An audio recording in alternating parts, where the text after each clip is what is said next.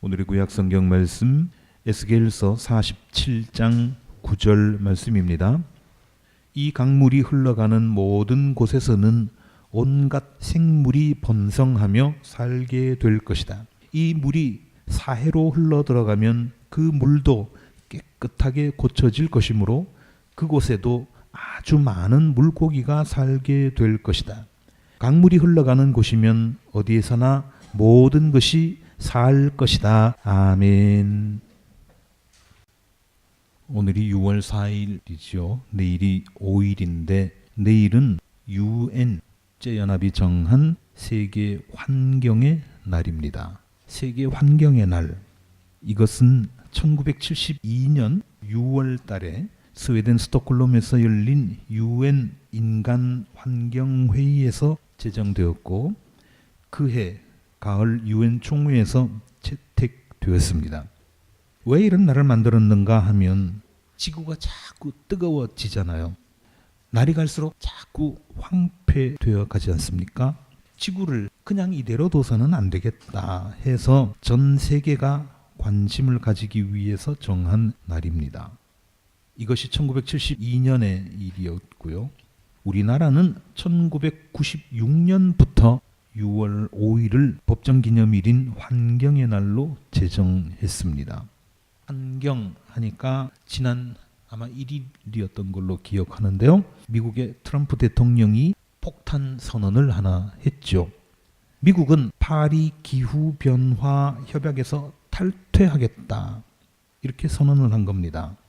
파리 기후변화 협약이라고 하는 게 뭐냐 하면 전 세계의 온실가스 감축을 위해서 2015년 12월 12일 프랑스 파리에서 맺은 국제협약입니다.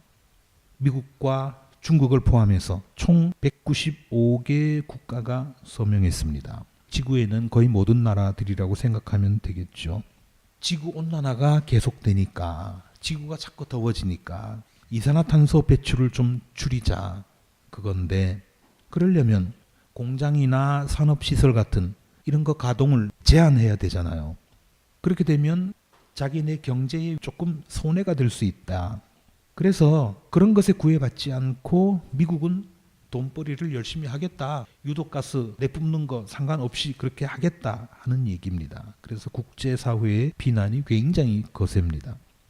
어쨌든 우리나라 교회도 지구 환경 문제에 관심을 가지고 함께 기도하기 위해서 1984년부터 6월 첫째 주일을 환경주일로 정해서 예배를 드리고 있습니다. 그래서 오늘은 제 이야기가 아니라 한국기독교 교회협의회가 만들어서 보내준 2017년 환경주일 자료집에 나와 있는 내용을 가지고 잠시 은혜를 나누려고 합니다.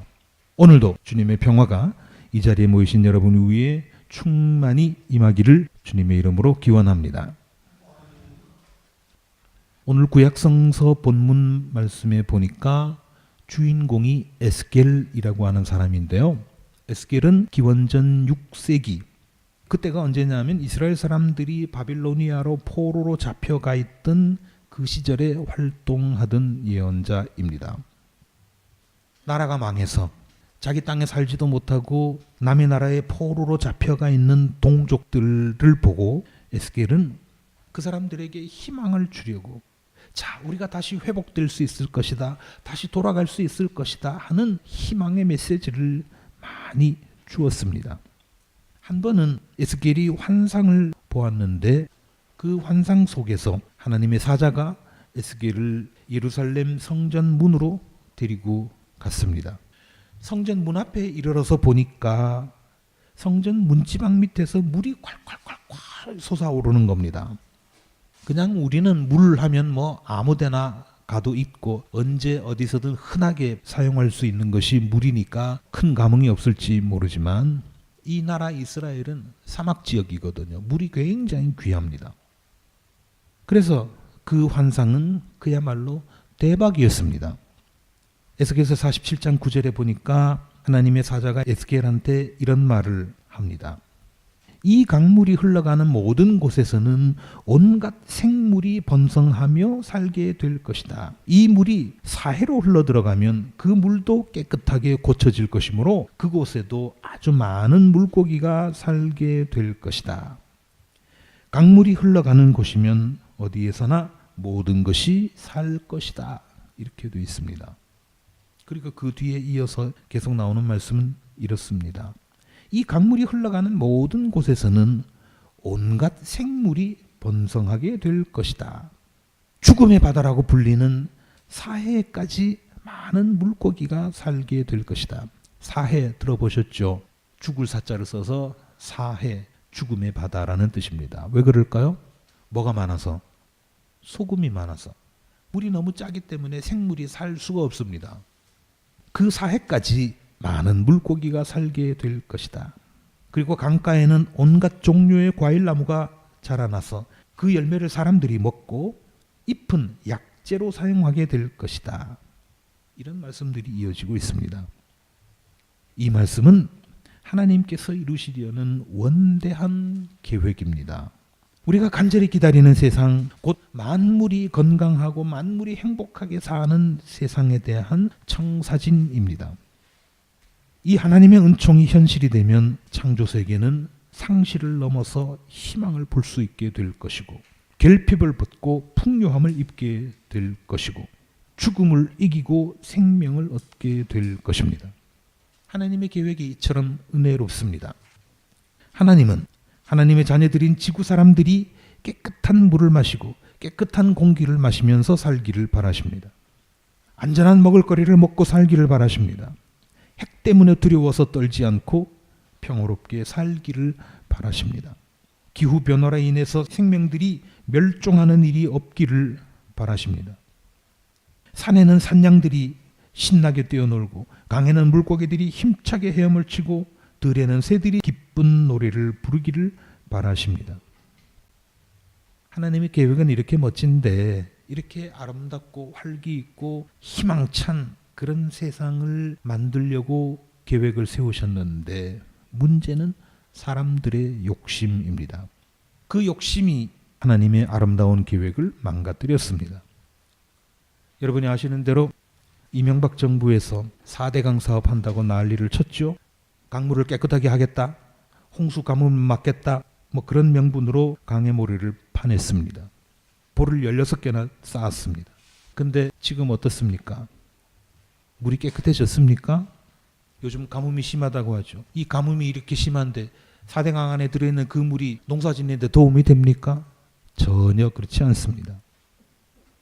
오히려 이제 4대강은 1년 내내 녹조 천지입니다. 더러운 웅덩이에서 산다고 하는 큰빛 이끼벌레 그리고 시궁창에서 주로 사는 실지렁이가 넘쳐납니다. 물고기들이 수시로 떼죽음을 당합니다. 4대강 살리기가 아니라 4대강은 죽음의 강이 되고 말았습니다. 왜 그렇습니까? 강을 도구 삼아서 자기들의 욕심을 채우려고 한 정치인들 그리고 그와 함께 장단을 맞춘 학자들 그거 좋다고 떠든 언론들 그걸로 배불린 사업가들 그런 사람들 때문이죠. 이 사람들이 국민들을 속이고 자기들 배를 채우려 했기 때문입니다. 죽어가는 4대강 앞에서 이들의 죄악을 막아내지 못한 우리도 사실은 잘못이죠. 길을 쓰고 막았어야 되는데 그렇게 적극적으로 막지 못했습니다. 4대강을 탐욕의 도구로 삼았던 사람들한테 이제라도 그 책임을 물어야 됩니다. 그리고 우리는 다시 그 강들이 회복될 수 있도록 하기 위해서 강물이 다시 흐를 수 있도록 하기 위해서 다시 자연으로 돌아가게 하기 위해서 앞장서야 됩니다.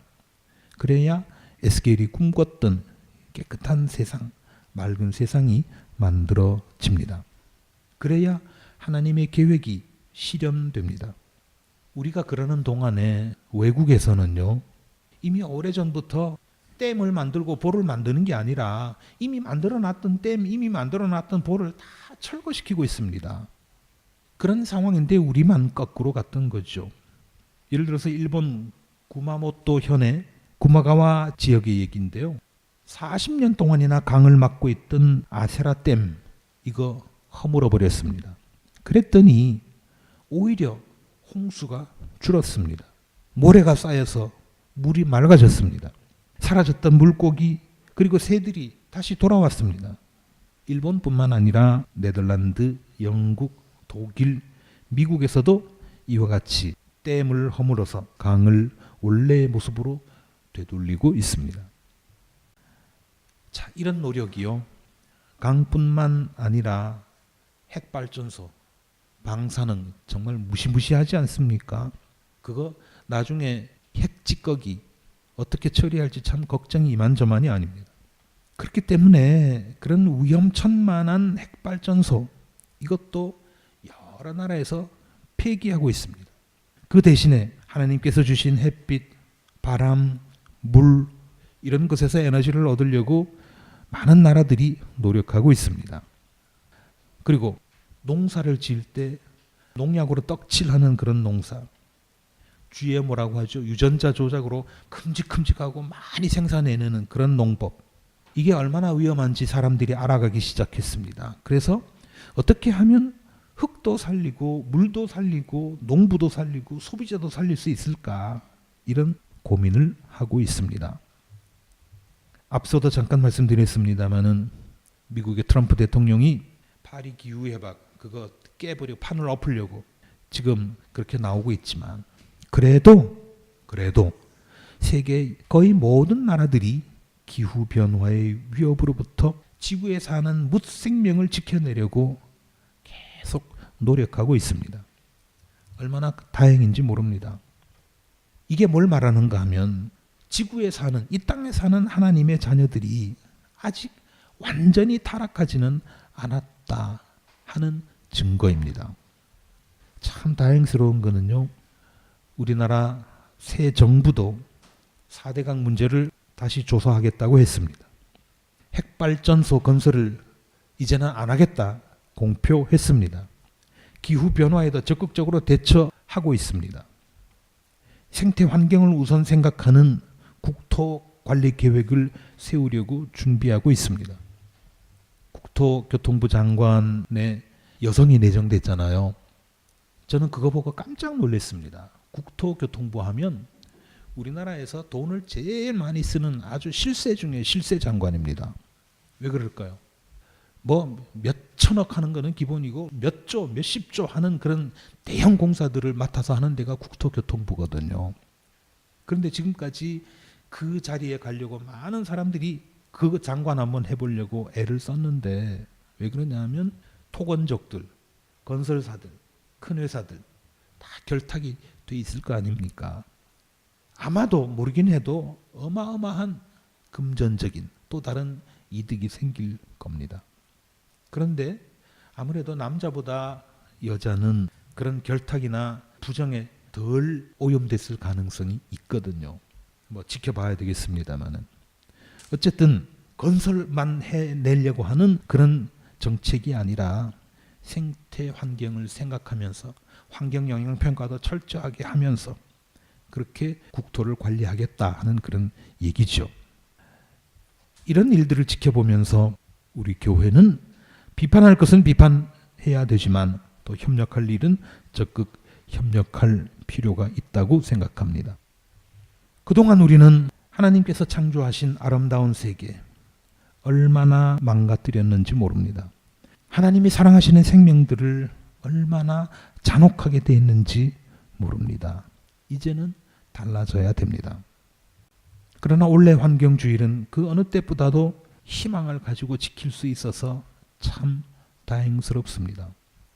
아까도 말씀드렸습니다마는 새 정부가 내놓은 정책들 가운데 핵발전소 안 짓겠다고 하는 그 하나만 보더라도 정말 감사한 일입니다.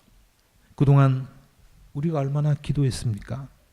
우리가 얼마나 그런 거 그만하라고 요구해 왔습니까? 4대강 문제도 그렇고요. 어쨌든 이런 희망을 볼 수 있어서 참 다행입니다. 아무쪼록 정부도 잘해야 되겠지만은 우리 국민들과 교회도 힘을 합해서 하나님의 창조 질서를 더 완전하게 회복할 수 있게 되기를 주님의 이름으로 기원합니다.